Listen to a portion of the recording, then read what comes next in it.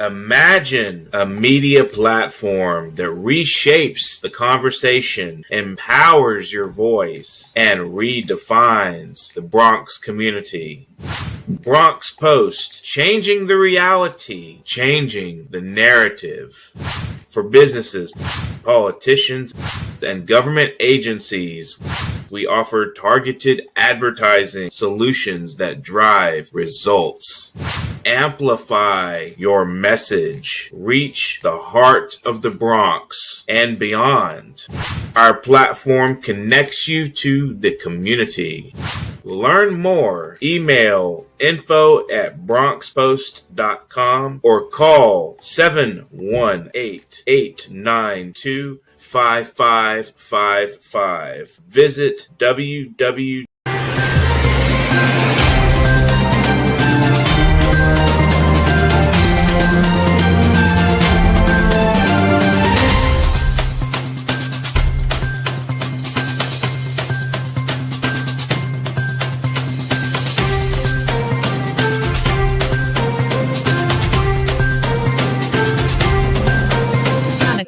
Keep watching The Politics every Friday, 12 p.m. Eastern Time on New York Parrot TV, the voice for humanity.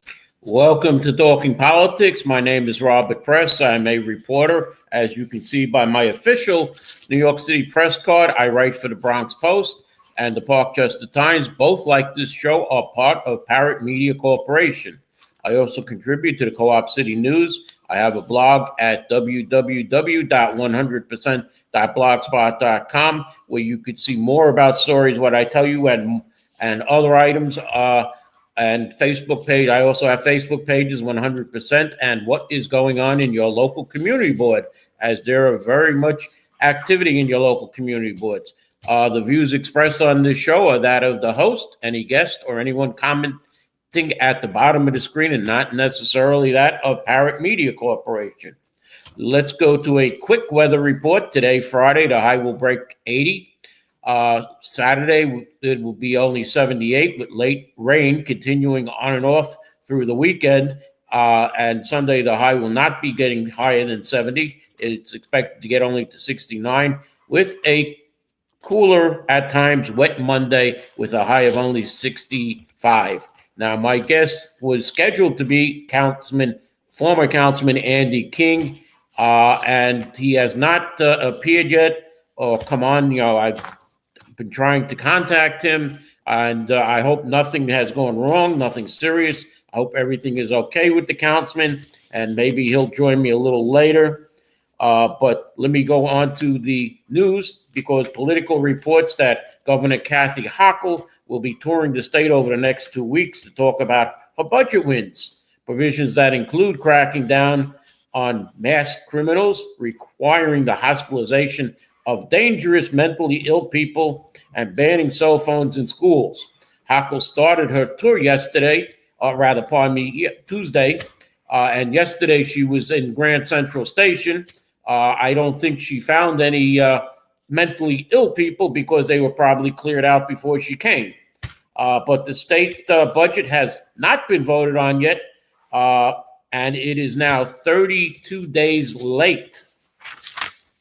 Moving on to the war in Ukraine, as the Trump administration gears up for what Secretary of State Marco Rubio tabbed as a big week for the U.S. involvement in striking a negotiated end to Russia's war in Ukraine.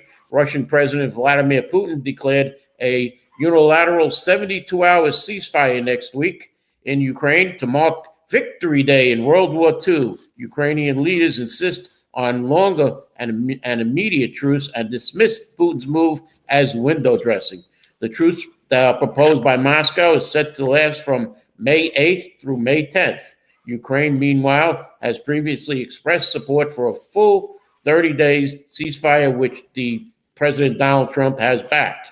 And Ukrainian officials were in Washington Wednesday, hoping to finalize a deal to hand over a share of critical minerals in Ukraine in exchange for continued support from the U.S. Though U.S. officials have yet to confirm whether they are ready to put pen to paper, Trump has been pushing Kiev to grant access to deposits of lithium titanium, and other earth element resources.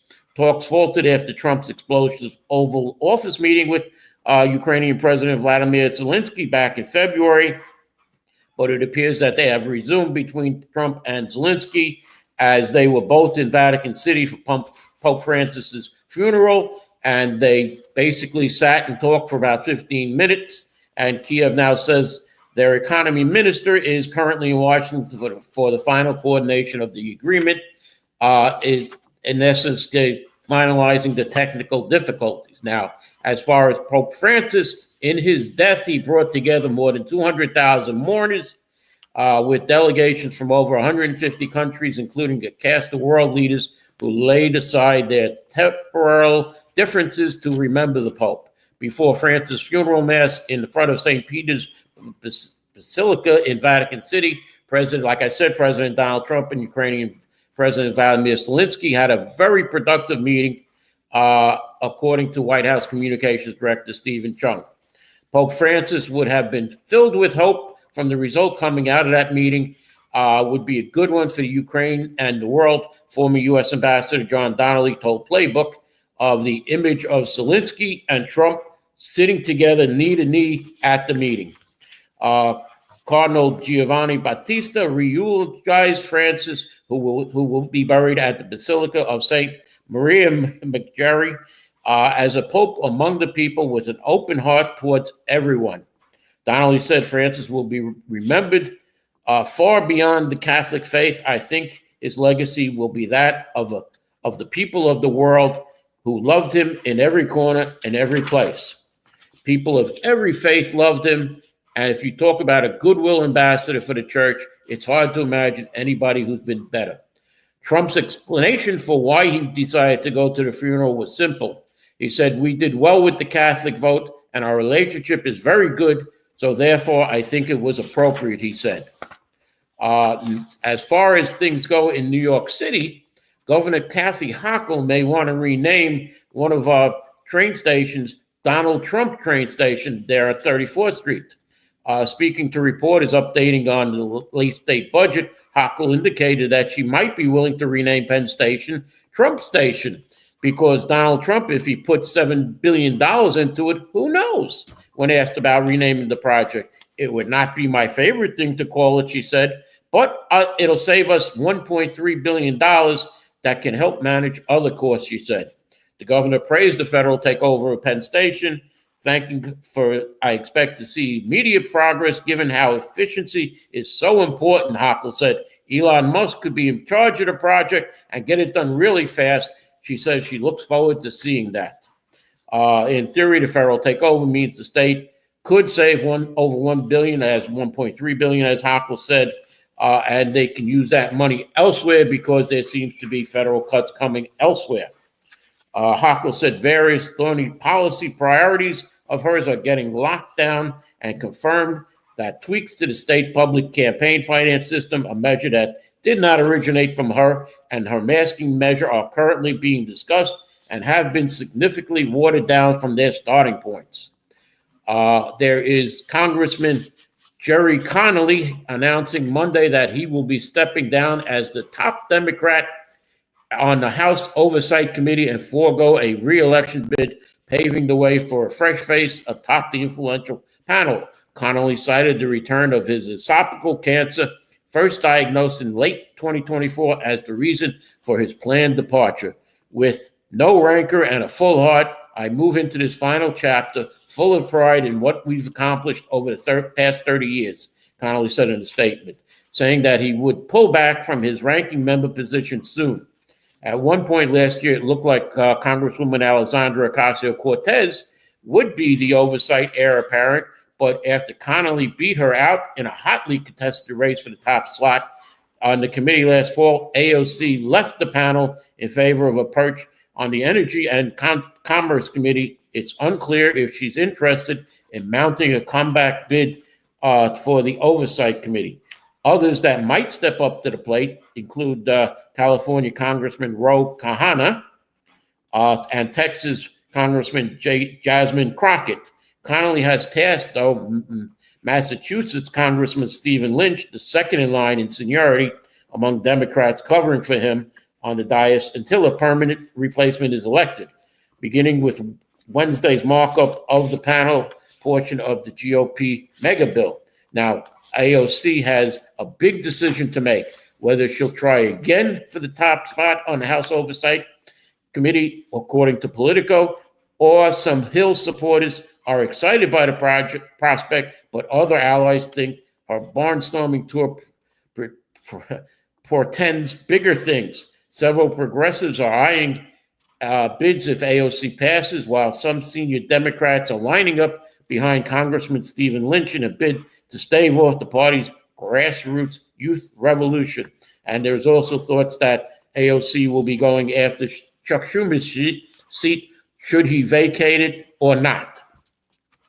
As far as the helicopter crash at Reagan Airport, an extensive report on the fatal air crash has come out. Up to now, attention has been focused on the Black Hawk's helicopter's altitude, which was too high, and placed the helicopter directly in the jet's landing path at Reagan National Airport. But new details show that the failures were far more complex than previously known. The helicopter crew appears to have made more than one mistake. Not only was it flying too high, but in the final seconds before the crash, its pilot failed to heed a directive from her co-pilot, an Army flight instructor, to change course, as radio communications, the tried and true measures of interaction between controllers and pilots, also broke down, the report says. Some of the controllers' instructions were stepped on, meaning that they were cut out when the helicopter crew pressed a microphone to speak, and important information likely went unheard. Now, let's see. Miss AJ says Trump is from New York. Why not name the local? Well, we're not going to say the next word. Didn't Cuomo name a bridge after his dad? We'll talk about that a little later.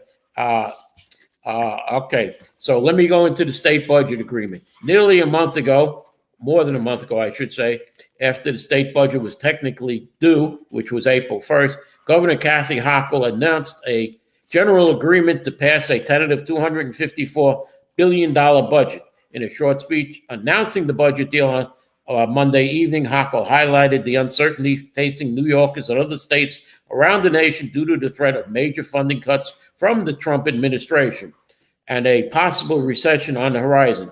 You will see we made some responsible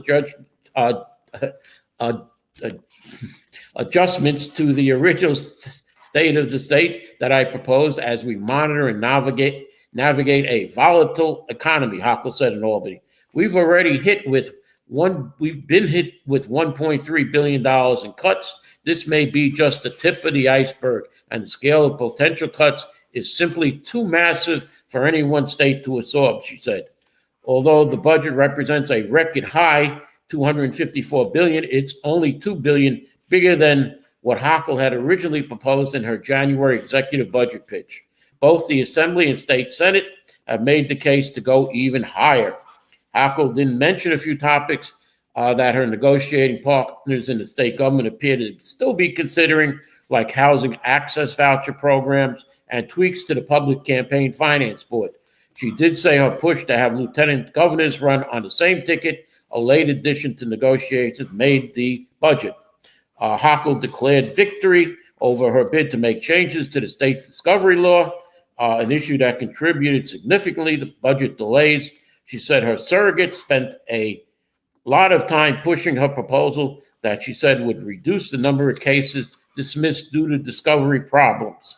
Public defenders and criminal justice reformist advocates vehemently oppose Hochul's discovery platform, and it wasn't to the letter, but Hochul got everything she wanted from the state budget, including her ban on cell phones in schools, like I said, discovery reform, involuntary commitment, inflation rebates, and even the late addition of a mask ban, although she acknowledged that she and the state legislature may need to return to Albany later in the year to address federal budget cuts in her eyes. But this is a win. It is a win, she said. I am going to take a break here. When I come back, we'll go to the latest report from the Cannabis Control Board. We'll have unemployment figures for March and we'll get into the city budget, and we'll tell you who's who running in the Bronx, as there seems to be in the 13th council district, some of the candidates seem now no longer to be running, whether they were challenged by other candidates, which I did not see, or the Board of Elections knocked them off for one reason or another. And I will get into that a little later, right after the commercial. So let's go to our commercial. Imagine a media platform that reshapes the conversation, empowers your voice, and redefines the Bronx community. Bronx Post, changing the reality, changing the narrative.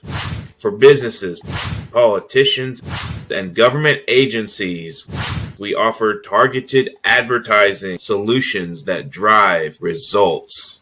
Amplify your message. Reach the heart of the Bronx and beyond. Our platform connects you to the community. Learn more. Email info@bronxpost.com or call 718-892-5555. Visit www.bronxpost.com for breaking news and updates. Bronx Post, changing the reality, changing the narrative. Okay, welcome back. Let's go right into the cannabis report from the Cannabis Control Board. In its first 2 years of legal sales, New York has generated more than $1 billion in retail sales of adult use cannabis from more than 260 currently operational dispensaries statewide. You're growing it at home, AJ? Okay, let's continue. With many, what happens is that the state's social and economic equality plan has 55% of the 1,646 adult use licenses, which exceeds the state's initial targets for those who qualify for the SEE plan, which are minority-owned businesses, a woman-owned business, or distressed farmers and service-disabled business. Now, other key findings in the report is over 500 brands are on the market, 2/3 of which only supply products in one or two categories. Registered organizations account for 10% of adult use sales and 19% of flower product sales specifically. Retail dispensaries tripled in 2024, reaching the 260 that I mentioned, and conditional adult use retail dispensaries accounted for 70% of open retailers at the end of 2024. It was found that the dispensaries that are doing the best are mostly downstate area, particularly in Manhattan, Queens, and Long Island. Apparently, the Bronx still has some illegal cannabis stores, which are undercutting these legal stores by not having a tax on them. So that it's a tax of 9.25%, I believe, on cannabis. And if you buy it through a legal store, and more than 1/3 of the dispensaries have been open for at least 2 months that are not generating enough revenue to be profitable in the long term, according to the analysis. Now, my good friend Kevin Diola texted me and said that Community Board 10 voted last night 13-9 to approve a cannabis dispensary at an East Tremont location. Let me go into unemployment figures. I'll do this quickly. For March, compared to March 2024 to 2025, U.S. had 3.9 in 2024, 4.2 in 2025, a gain of 0.3%. New York State fell by 0.2%, 4.3 to 4.1. The city as a whole fell 0.3% from 4.8 to 4.5. However, the Bronx still leads the state, even though it went down 0.4%. It was from 6.3%. It is now 5.8% in March 2025. Brooklyn went down 0.3%, 4.9 to 4.6. Queens down 0.2 from 4.3 to 4.1. Manhattan went down 0.4%, 4.5 to 4.1. And the borough with the lowest unemployment was Staten Island, which went down 0.3%, from 4.2% to now under 4% at 3.9%. Mayor Adams yesterday released his best budget ever, as he called it, for fiscal year 2026. He has $1.4 billion to protect critical programs previously facing spending cliffs. He's maintaining funding to CUNY, cultural institutions, libraries, education programs, sanitation, social services, and more. He will keep New York City on a path to have 35,000 uniformed officers by the fall of 2026. I don't know where he's going to find them. And the FY 2026 executive budget remains balanced at $115.1 billion, with gaps of $4.6 billion in fiscal year 2027. Let me explain. The New York City fiscal year begins in July 1st and runs through June 30th. So we're still in fiscal year 2025. July 1st, it'll be fiscal year 2026. And in fiscal year 2028, there will be a $5.8 billion budget gap, and in fiscal year 2029, a $5.7 budget gap. What is included here in the 10-year capital plan is $33.3 billion for the Department of Environmental Protection, $32 billion for transportation, $400 million for mass transit, $24.7 billion for affordable housing. I'm not going to read you the rest. You can go to my blog at www.100%.blogspot.com to find out more under the budget FY 2026 in the archive section on the left. Now, there is a push to rein in the mayor of the city of New York, as State Senator Jasperi Brisport and Assembly Member Harvey Epstein are introducing a bill that would allow the city council to remove the mayor, currently Eric Adams, with a 3/4 vote. Adams faced calls to resign after federal prosecutors brought corruption charges against him and top officials resigned from his administration. The U.S. Department of Justice later ordered prosecutors to drop the case against Adams. Now, people were thinking that Adams is doing Trump's bidding. Governor Hochul tried to use her power in the state constitution to put guardrails for the mayor, but it had to be approved by the state legislature, which was never done. Now, unsurprisingly, the Adams administration opposes the legislation. His term of office will end if he is not reelected on December 31st, 2025. The Rent Guidelines Board now has proposed to raise the rent in rent-stabilized buildings in 1 year from 1.75% up to 4.75% for 1-year leases, and for 2-year leases from 4.75% to 7.75% for 2-year leases. Political Pro reports. The mayor appointed panel voted 5-4, following a raucous meeting at LaGuardia Community College in Queens. The changes will take effect for leases signed in October, starting in October. And again, the dates, there's still dates. There's a June date in the Bronx for public input. It is again on my blog under rent hikes. And as Mayor Adams says, there will be no rent freezes this year. The Cuomo campaign refuses to release his consulting firm clients. He says he is pledging to recuse himself if elected mayor, but from potential conflicts of interest. But candidate Cuomo should disclose who his clients are and say not just he will recuse himself. Susan Lerner, the head of Common Cause New York, says it appears that Scott Stringer, who also has a consulting firm, has released a list of lobbying and consultant clients to Political after jumping into the Democratic primary. As Stringer says, Cuomo's camp does not want it. Now, as far as Mayor Adams, he will not be in the Democratic primary. He will be running in the as an independent candidate. He's gathering petitions to run on the End Anti-Semitism ballot line and the Safe and Affordable ballot line. His campaign needs 3,750 signatures from voters by May 27th for each general election ballot line. The mayor is clearly making a statement.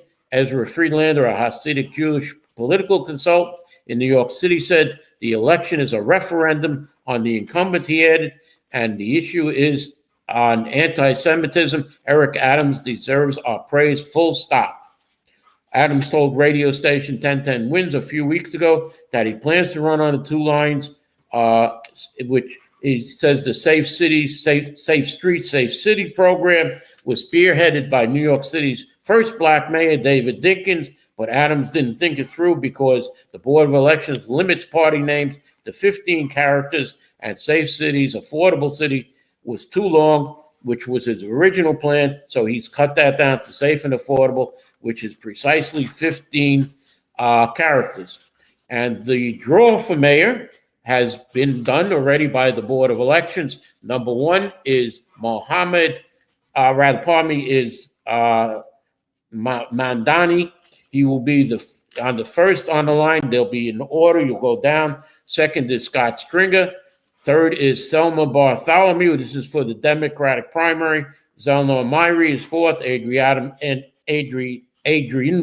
Adams is fifth. Andrew Cuomo sixth. Jessica Ramos seventh. Whitney Tilson is eighth. Michael Blake ninth. Brad Lander is 10th. And Paperboy Prince made it to the ballot, and he is 11th. In all, like I said, 11 candidates are on the ballot for mayor on the Democratic line. The list is now on the Board of Elections website for all candidates in all 5 boroughs as far as city council and any other offices. There will be no primary on the Republican line. And as far as Bronx candidates go in the city council, the 11th district, it is Eric Dinowitz and Daniela Herbert Guggenheim. I hope to have either one or both on the show. The 12th Council District, Andy King and Kevin Riley. I don't expect to have Kevin Riley on the show because Jason Laley, the consultant to the Bronx Democratic Party, has told me in the past none of the Bronx Democratic Party candidates will appear on my show. Let's go to the 13th Council District. It has been cut down from the original 8 to 6 only. They are John Perez in the number 1 spot, Shirley Aldabo in the 2nd spot, who, like Councilman Oswald Felice 4 years ago, who was in the 2nd spot, got the drop-down votes when Mr. Perez dropped out, or should drop out. Most of his votes should be going to Shirley Aldabo. Now, 3rd is Jacqueline Torres. 4th is David Diaz. 5th is Joel Rivera. And last, in the 6th place, is Fiona Reitz DuPont, who was the former chief of staff to Councilman Oswald Felice.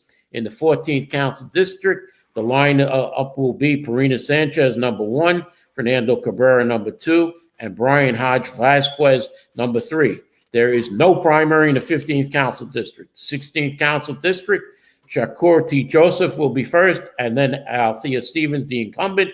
In the 17th Council District, there is no incumbent, and the order will be Anderson Ortiz, number 1, Justin Sanchez, number 2, Freddie Perez Jr., number 3, and Elvis L. Santana, number 4. And there is no primary in the 18th Council District. As far as the Bronx Borough President goes, Raphael Salamanca Jr. Will be first, and current Bronx Borough President Vanessa Gibson will be second. There will be a Democratic debate in the 13th Council District at the Van Ness Neighborhood Alliance meeting Wednesday, May 7th. All 16 candidates are scheduled to appear at that debate, and I will have more on other debates. It appears that the Morris Park Community Association will have a debate the following week, but it appears that candidate Shirley Aldabo says she will not be going to that one, or the following one, then the following week at the candidates forum in Throgs Neck. Now, Bronx Week. The invite-only press conference and sponsor appreciation event will be the official kickoff to Bronx Week. It serves as an opportunity for Bronx Week organizers to speak in front of the press about the exciting things coming up. The borough president will announce the new inductees to the Bronx Wall of Fame and the People's Choice Award, which will be awarded to a Bronxite who has had an impact on the media and the arts. Additionally, the Bronx Tourism Council will debate the new Bronx Walk Hall of Fame interactive app, and this will be followed by a sponsorship appreciation reception, which all sponsors will be invited to. Now, if you remember, I said this invite-only press conference is going to be held, and I have not received my invite, so I will not be talking about Bronx Week. I will probably just be going only to the Bronx Week Parade, which is scheduled at the same time as the Riverdale event that is happening. So I may not even be at the Bronx Day Parade. So, like I said, this is an invite-only press conference for the Bronx Week kickoff, and I guess the borough president is not sending me an invite.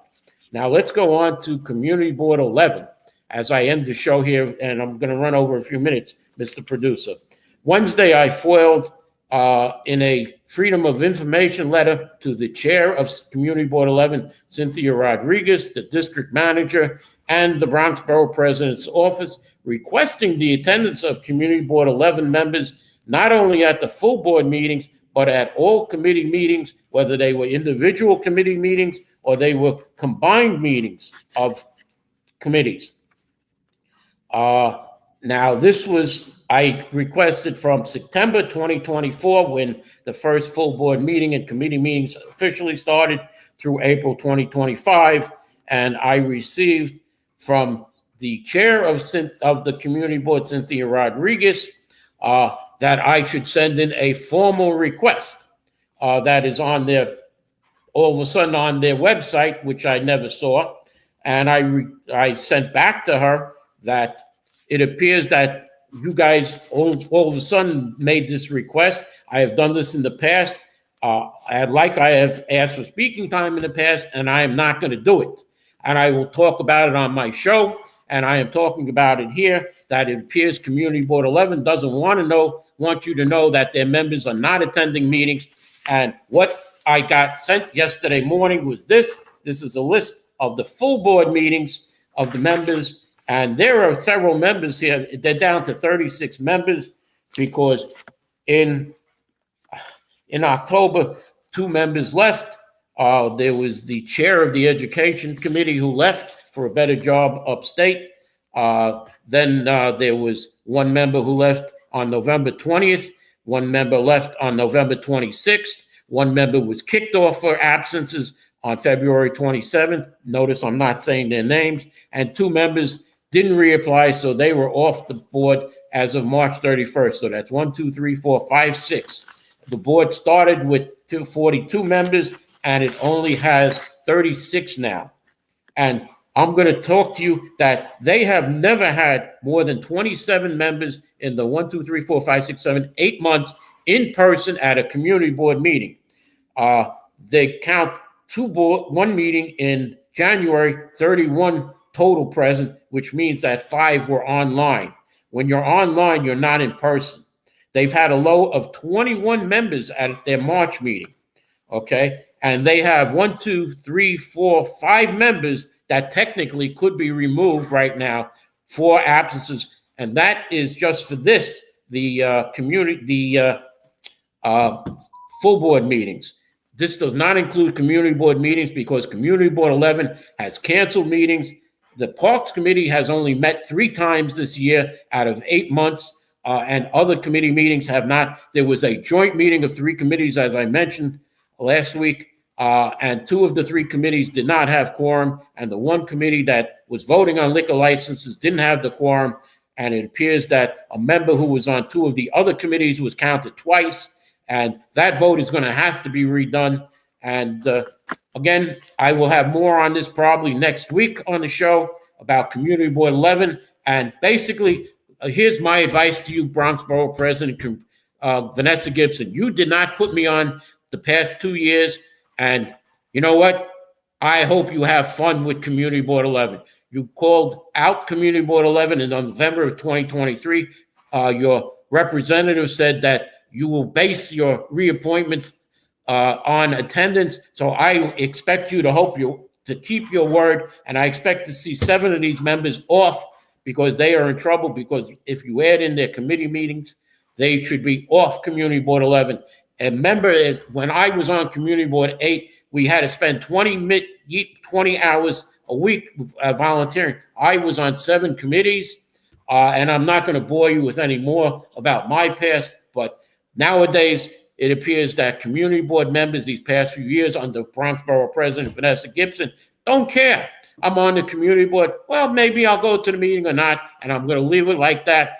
Bronx Borough President Vanessa Gibson put some good members on this year that will attend meetings and do some work for Bronx Community Board 11, because there are a lot of issues coming up before Bronx Community Board 11, including a astronomically high building that Montefiore Hospital wants to build at Einstein Hospital, which will be the tallest building in the Bronx in a residential area that is only zoned for a 45-foot height buildings. And thank you for watching. I will have more on this next week.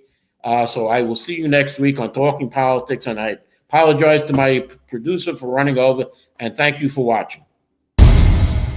Imagine a media platform that reshapes the conversation, empowers your voice, and redefines the Bronx community. Bronx Post, changing the reality, changing the narrative.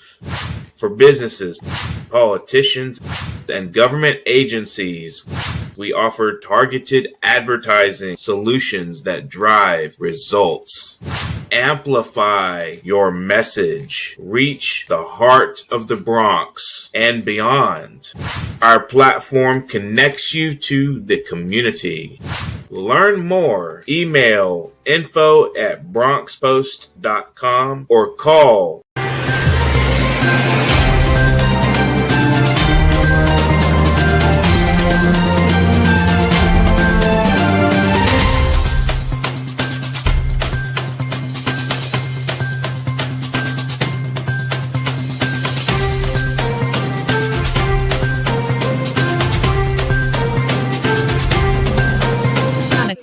Keep watching The Politics every Friday, 12 p.m. Eastern Time on New York Parrot TV, the voice for humanity.